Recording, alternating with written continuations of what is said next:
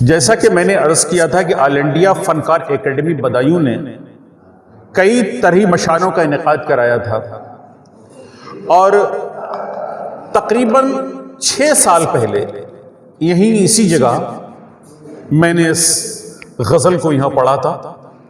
आज फिर एक मौका मिला है कि मैं वो गज़ल आपके सामने पढ़ूं।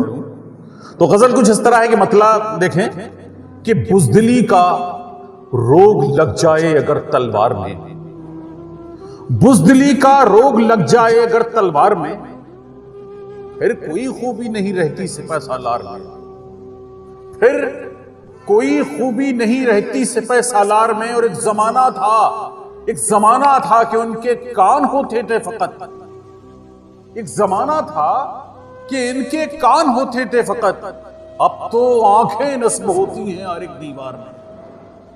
क्या अब तो आंखें नस्ब होती हैं हर एक दीवार में। और जितने दर्पण थे वो उत्तल और अफ्तल हो गए, जितने दर्पण थे वो उत्तल और अफ्तल हो गए। और हम भी शामिल हो गए हैं आईनों की हार में, हम भी शामिल हो गए हैं आईनों की हार में। और आए मोहब्बत हम तो ये समझे हैं तेरा फलसफा, ऐ मोहब्बत हम तो ये समझे हैं तेरा फलसफा।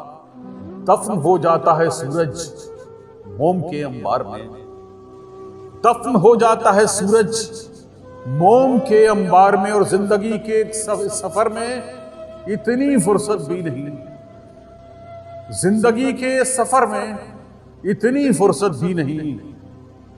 एक पल आराम कर लूं जुल्फे सायादार में, एक पल आराम कर लूं जुल्फे सायादार में। और शेर देखें कि मालिकाने मुल्क की कस्मत में है तपती जमीन, मालिकाने मुल्क की कस्मत में है तपती जमीन। और खादिमाने मुल्क की तशरीफ ऐसी कार में, खादिमाने मुल्क की तशरीफ ऐसी कार में। और मसलहत से खा गए सोराब भी आखिर फरेब, मसलहत से खा गए सोराब भी आखिर फरेब।